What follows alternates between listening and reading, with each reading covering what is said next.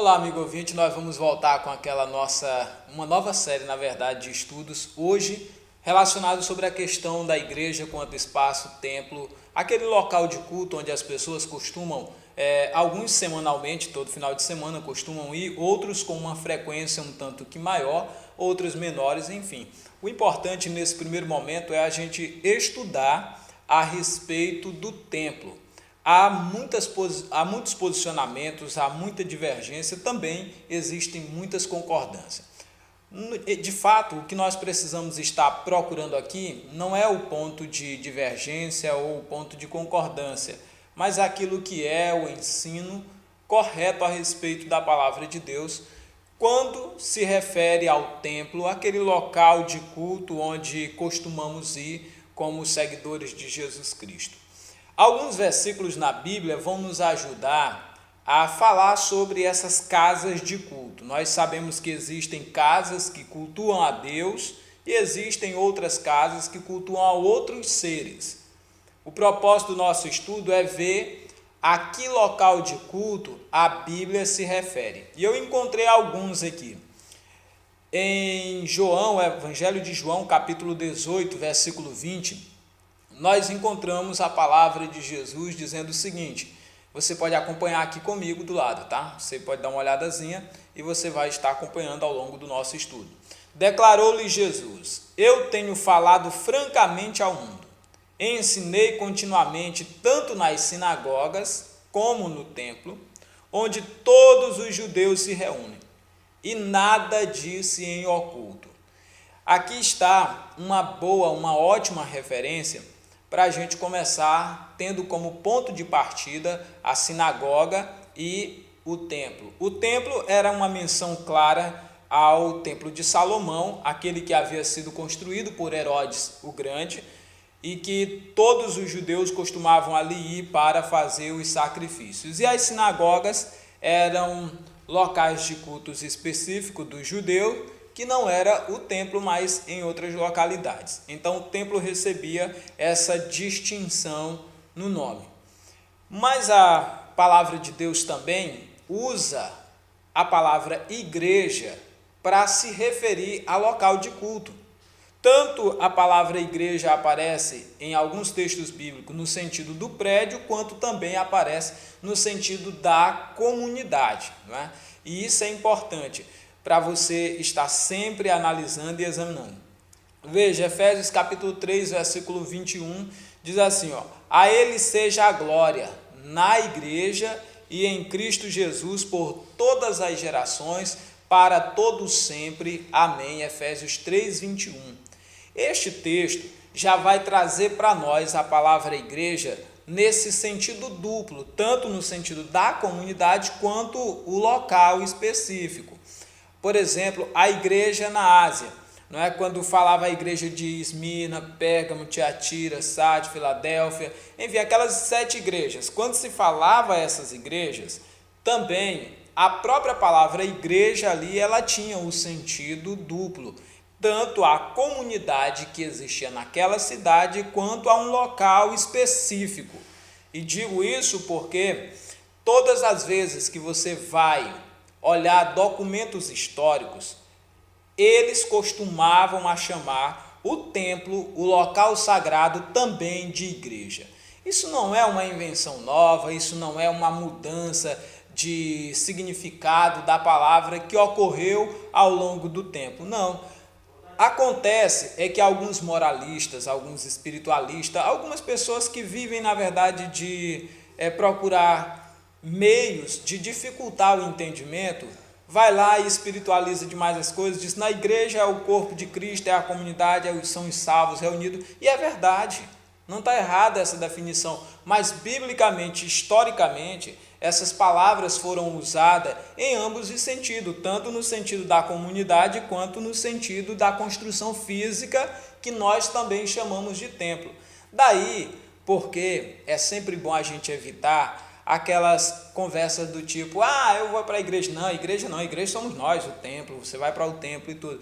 Então, se você diz igreja está certo, se você diz templo está certo, o importante não é bem o que você fala, mas o que você faz.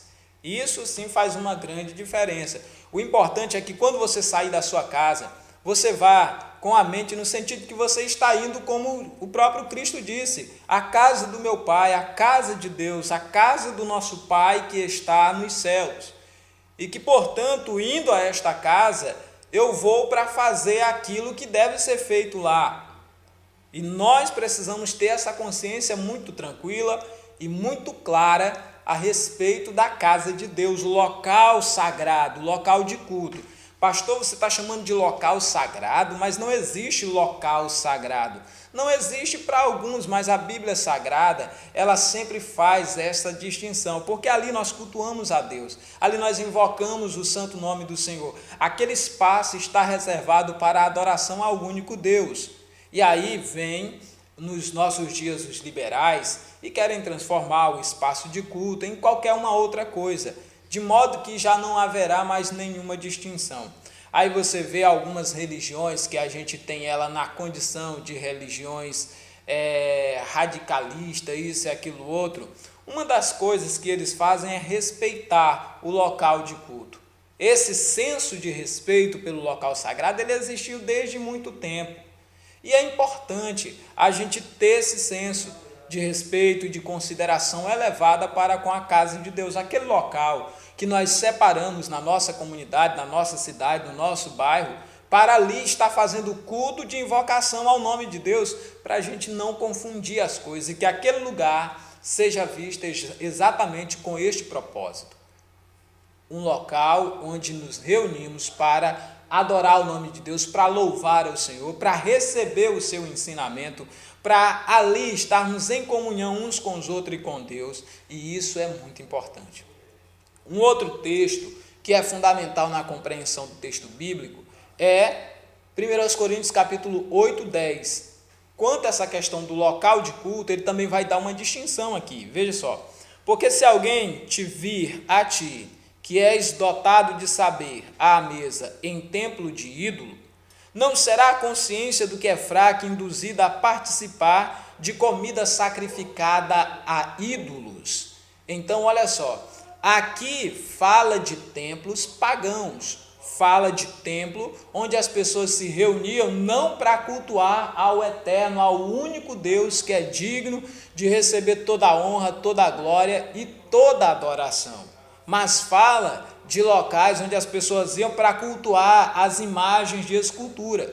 E ainda hoje existem os templos pagãos que estão cheios das imagens dos seus ídolos, de pessoas que eles admiraram muito e que eles tiveram grande consideração, mas ao longo do tempo e do percurso, eles perderam a visão. Qual era a visão? A visão é que nós tivéssemos que adorar ao único Deus verdadeiro. Você lembra quando o Senhor Jesus estava ali dialogando com o diabo no momento da tentação, que ele disse: eu te darei tudo isso, Jesus, se prostrado me adorares?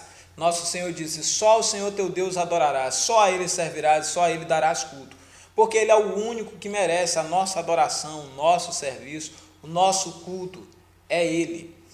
A Bíblia Sagrada fala então de templo tanto no sentido de uma construção física, também fala de templo no sentido da construção espiritual, que somos nós, a morada do Espírito Santo de Deus, que habita em nós, porque a verdade, a palavra templo, o sentido primário dela é habitação, e aí, lá seja a habitação do povo de Deus para adorar o único Deus, ou do povo pagão para adorar os seus ídolos mudos, obras e invenções das suas mãos.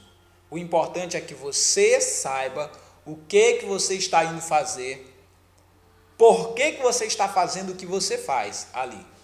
E isso aqui é muito importante. Fazendo aqui um resumo para você, o local de culto foi chamado de sinagoga, que era o local onde os judeus se reuniam, o templo foi chamado de igreja, também é e continua sendo o local de culto, o local onde nós reunimos para prestar um serviço sagrado a Deus. O nosso culto racional certamente pode ser oferecido em qualquer lugar, mas desde os tempos antigos e nos tempos bíblicos as pessoas costumavam se reunir num único lugar, e aquele local onde o povo costumava se reunir, eles chamavam de templo, ou eles chamavam de templo esse local. E quando você vai ouvir explicações, ou quando você acompanha documentários da terra de Israel e várias cidades que ali haviam, lá havia sempre um templo, havia sempre um local separado para os encontros de culto. A igreja se reunia nas casas, se reunia como ainda hoje. Muitas igrejas estão se reunindo de casa em casa. E por que se reúnem de casa em casa? Exatamente porque ainda não tem um templo, porque ainda não tem um espaço reservado tão somente para fazer culto. E então eles vão para as casas das pessoas e lá se reúnem. Eu estive em algumas viagens missionárias com o pessoal da Link Up Missions. Eles fazem culto debaixo de um pé de manga, algumas comunidades quilombolas no nosso estado, e ali é a igreja que está reunida, mas agora já estão trabalhando para construir o templo. Então isso sempre houve. Agora não é fazer como alguns liberais acham, que nós não temos que ter um local de culto, porque o local de culto é qualquer lugar que a gente chegar. Obviamente que nós podemos fazer culto em qualquer lugar onde chegarmos, mas tem que haver um local sim específico, como sempre houve, para o povo estar se reunindo. O próprio nosso Senhor Jesus ia sempre para o templo. Ele estava sempre indo ao templo, sempre, sempre, sempre. Aí, alguns espiritualistas chegam a dizer assim: olha, Jesus não disse ir de fazer templo. Ele não disse ir de fazer templo, mas ele também não deixou de ir ao templo. E ele também não repudiava o templo como os chamados desigrejados hoje, de forma arbitrária e inconsequente, fazem.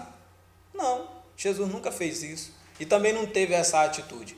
E aliás, até os chamados desigrejados, eles têm os templos deles. Na verdade, as suas falas são um acúmulo de hipocrisia. Está na hora de acordar. Eu acho que se eles são contra esse negócio de um espaço fixo, eles tinham que ser os primeiros a não ter templos fixos. Eles tinham que ser os primeiros a fechar as portas e ficar se reunindo nas praças, nas ruas, de casa em casa, fazendo isso. Mas eles não fazem, eles têm locais específicos, eles têm endereço, eles têm CNPJ, eles têm tudo que qualquer uma outra igreja tem. A única coisa que é diferente é a fala deles, que eles falam como quem estão dormindo e vivem como desacordados.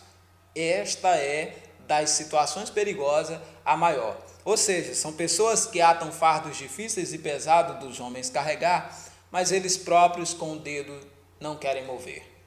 Não adianta só criticar o local de culto dos outros. Comece fazendo uma crítica do próprio local onde você está.